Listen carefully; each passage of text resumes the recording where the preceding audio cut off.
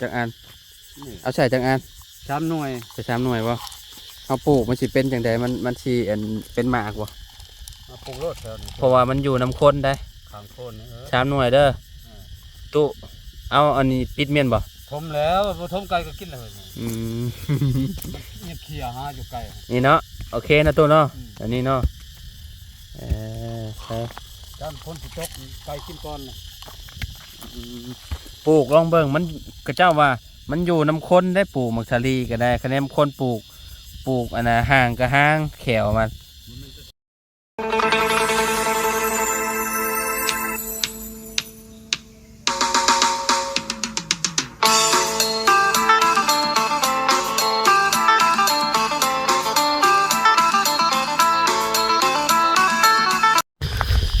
สบายดีพ่อแม่พี่น้อง FC เบิร์ดสุขุสุคนเนาะบอกว่าสิอยู่ในและก็ต่างประเทศพี่น้องพอๆกันคือเก่าคือเดิมครับบ่าวลาวซาแนลพี่น้องเลยเนาะเปิดภาพมาเมื่อนี้ครับก็อยู่ที่บ้านห้วยยึงเนาะพี่น้องเมืองเซโปนแขวงสวรรณเขตเด้อพี่น้องเด้อเนาะเขามาหาน้องคำเพิ่นแล้วก็แวะมาหาทางพ่อตู้ปืนแก๊ปเพิ่นพี่น้องเนาะประตูน้อยพี่น้องเพราะว่ากับบ่ได้มาหาเรากับค่อนข้างสีโดนพอสมควรแหละพี่น้องตั้งแต่ตอนนั้นปุ่นเนาะประตูเราซักเข่าเลยพี่น้องเนาะโมเมนต์เรานำเข่าแล้วบ่นี่หรือว่าจังใดเนาะซักตุบอยู่พี่น้องเลยเนาะโอ้อยู่ทางนี้ดำหน้าแบบนี้เนาะปลูกซาลีประตูสบายดีตู้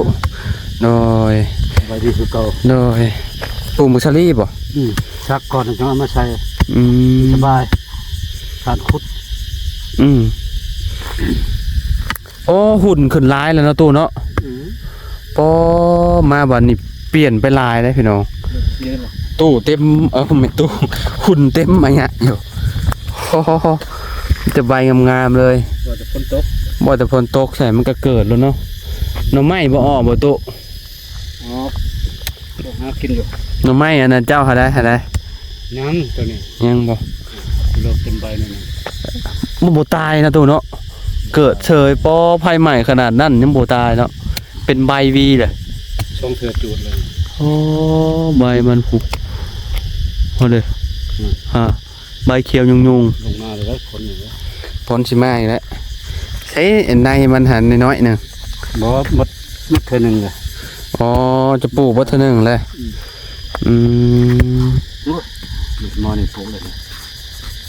ปลูกเลยปลูกที่จักเจ้าก็บอกเอาหมักแตงมาปลูกตุบ่มีไหนมาหมักแตงหมากอันหมักโมนะโอ้ฉันพิจิตหมักโมไห้นี่แซ่บอยู่ลาวอยู่บ้านเฮาหามีอยู่อันพ่อเฮานะหมักปลูกเองมันพ่อเขานะปลูกหมักแตงหมักโมอันนี้ต้นนี้ใช่ต้นดอกแค่บ่บ่ได้ต้นยังบ่เป็นกินหรอกคือกลมดินใหม่บ่แม่นมันดินใหม่เนาะใช้ต้นมิก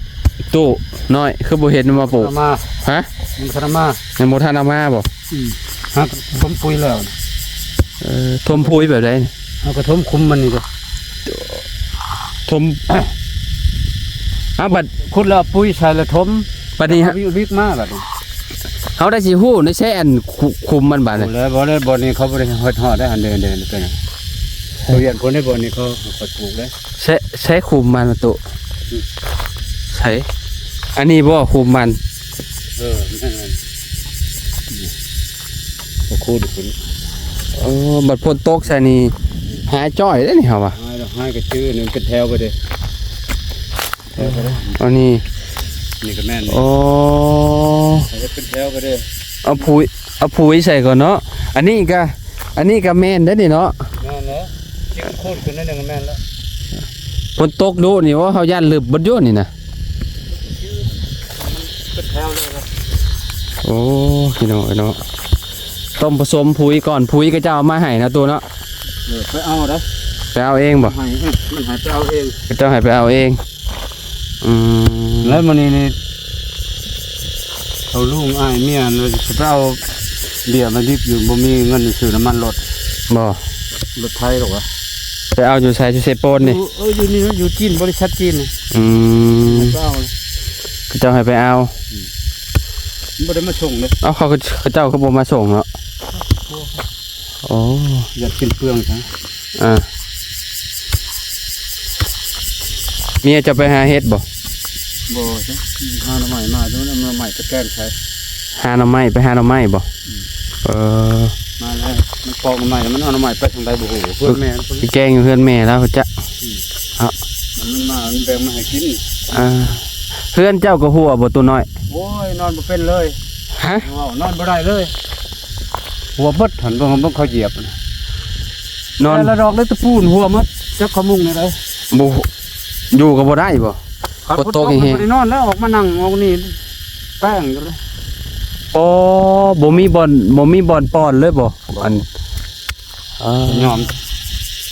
โหดเกินซะเนาะ โอ้ก็ต้องลูกเองต้องอ่านเนี่ยเลยจ้ะอย่ามัน หัวเบิ่นเลยเนาะเจ้าก็หาหน้าที่มาอันเอายาใช่ ยังบ่มีเงินยังหาเงิน บ่ได้พ่อกันหลายมื้อเลยเด้กับเราเลยพี่น้องตั้งแต่มาเบิ่งเราอันขุดคุบมานี่แหละพี่น้องเนาะเพราะว่ากับโดนๆจังมาอัปเดตให้เบิ่งนํกันเนาะทางประตูเพิ่นก็เนาะพี่น้องขยันพี่น้องเนาะเพิ่นกำลังซักหลุมอยู่กำลังสิปลูกอันน่ะมักชะลีปลูกข้าว ทำอะไรมาปอนแค่มันสบาย มาดูเขาสิปลูกให้ตุจักอัน นี่ เอาใส่จักอัน 3 หน่วย ใส่3 หน่วยบ่เขาปลูกมันสิเป็นจังไดมันสิเป็นหมากบ่ มาปลูกรถแถวนี้ เพราะว่ามันอยู่น้ำข้นได้ ข้างโคนนี่3 หน่วยเด้อตุเอาอันนี้ปิดเมียนบ่ ทมแล้วบ่ทมไก่ก็กินเลย อืม เนี่ยเขี่ยหาอยู่ไก่ นี่เนาะโอเคนะตุเนาะอันนี้เนาะใช่ ด้านพ้นสิตกไก่กินก่อนน่ะ ปลูกลองเบิ่งมันก็เจ้าว่ามันอยู่น้ำข้นได้ปลูกมักสาลีก็ได้คะแนนคนปลูกอันน่ะห่างก็ห่างแขวมัน มันจะซะลี่มันยังคือกัน แม่นบ่ คนนี่มันเป็นหมากมันเป็นมะกล้วยมะก้อย มาจะมากล้วยมาอ้อย พอได้ปลูกเป็นเลยงามจังเลย เขาเจ้าว่ามือเย็นบ่เนาะ เฮานี่ธรรมดาเฮา ได้กินอยู่บ่จะปลูก โอ้บ่ดกแล้วก็ชื่อว่าบ่ดก บ่ดกแต่ก็กินได้เนาะ ลาย ปลูกให้เล่าลองเบิ่งก่อนพี่น้องเนาะนี่ มัดโลดต้น นี่ชามใน อันนี้จะเอามาแต่ใส่ตุ อันนี้ปลูกตะกี้ใต้คนแล้วเอาไว้เนี่ย โอ้เฮ้ยคุมปลูก3 เม็ด4 เม็ดพี่น้องเนาะเพื่อให้มันออกเลย ปลูกร้านก็บ่งามมันงาม ปลูกแบบต้องห่างๆในนั้นนึงเนาะ เดี๋ยวเล่นตะกี้ใต้แล้วปลูกลาย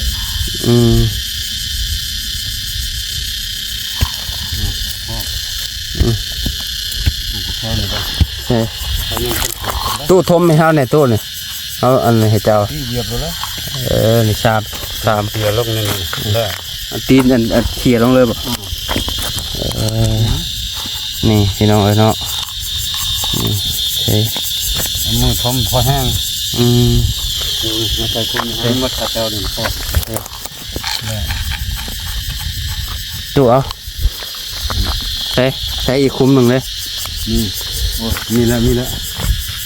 ใส่คุมนี่ อันนี้ป่ะ นี่ก็แม่น ตัวน้อย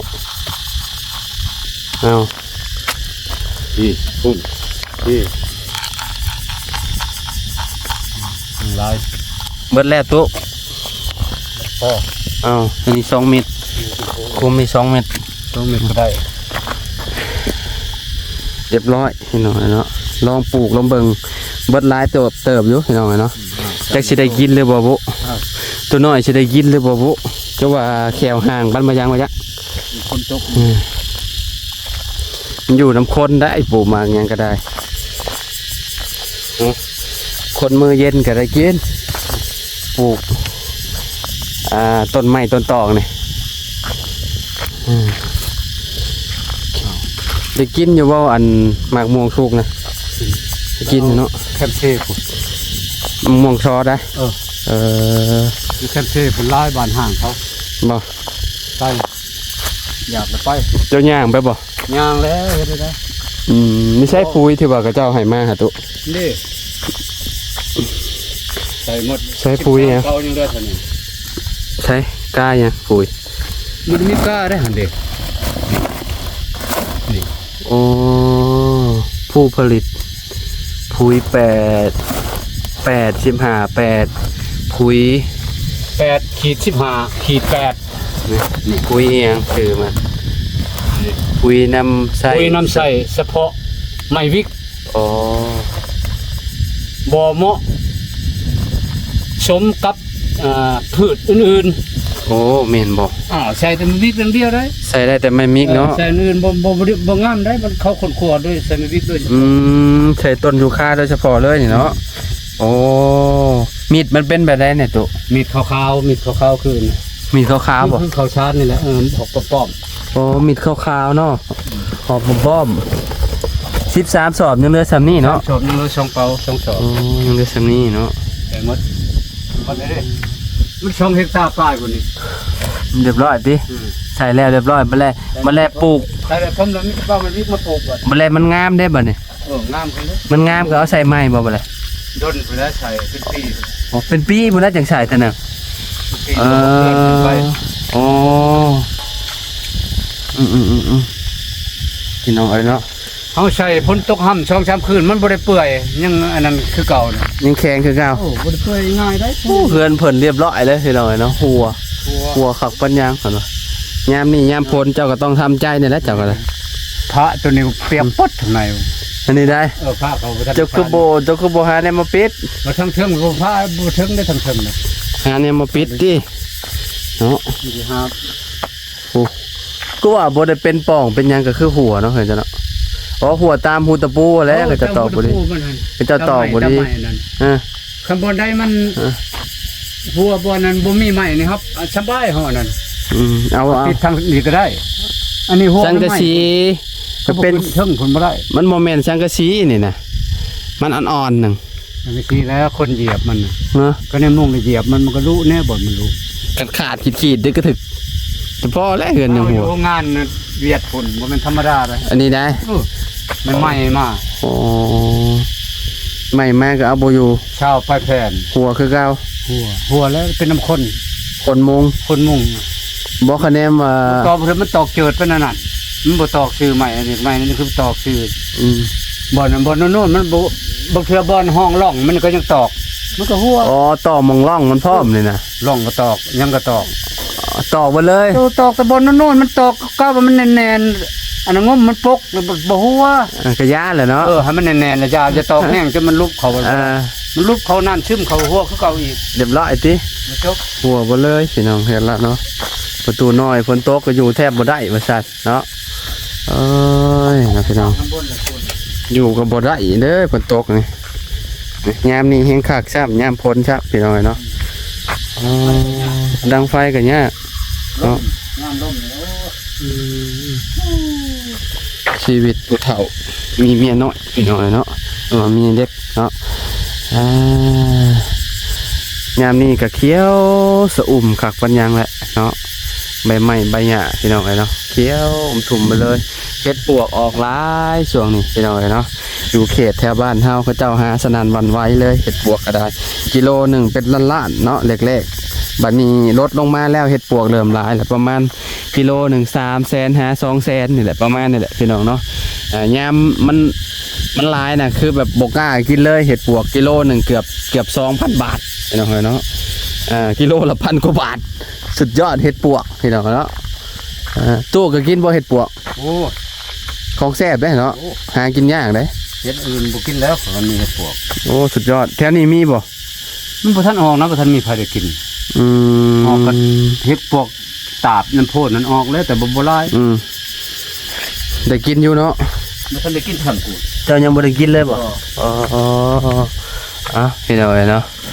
ดังไฟอยู่นี่บัดนี้เนาะย้ายมาดังอยู่นี่แล้วเนาะเพราะว่ามันอยู่หันมันดังบ่ได้แล้วเนาะอยู่นอกเนาะ บ่ได้แล้วอยู่น้องบ่ได้ อ่าพื้นก็ต้องเก็บเข้ามามันเปียกเด้ดังยากได้เห็นแล้วตัวเนาะ มันก็มันติดมันง่ายดังเลย อืม ยามาแล้วบ่มียังกินนะหนึ่ง อื ตะ ม เขา หนึ่งตะเข้ากิน ดังบางเถื่อมันคงช่องมือเขา แม่นบ่ อ้าวโอเคสิพี่น้องเนาะมื้อนี้ได้มาหาประตูเพิ่นเนาะมาก็ถึกจังหวะเพิ่นนำมักซาลีอยู่พี่น้องเนาะซักมักซาลีเฮาก็เลย ปลูกเชอรี่ ปลูกซอยเพิ่นพี่น้องบ่ฮู้ว่าสิงามสิได้กินน้ำลาวบ่เนาะบ่ขอกินน้ำเด้อตู้เด้อ เอาเลย ก็ได้มันออก มาแต่งจังเลยเขามาปลูกมันเท่าบ่เด้อ เมื่อไรบักแตงก็เจ้าก็ปลูกบ่ตู้ ปลูกเบิด อ๋อโอเค ปลูกเลยจำนวนหนึ่งหมกบวบหมกเบียวตามผมมา อืม มันบ่ทันขึ้น โดยหญ้าเขี้ยวอยู่เนาะตัวเนาะต้นหุ่นมันเนาะ พอแห้งเสีย อืม มันชุ่มๆทาง อืม ฮีด โดยไปสตุไปเลยเด้อตูเด้อสบายดีพี่น้อง FC บัสบูทุกคนเด้อโดยไปพี่น้องสบายดีพี่น้องเอ้ยเนาะพอกันใหม่เด้อ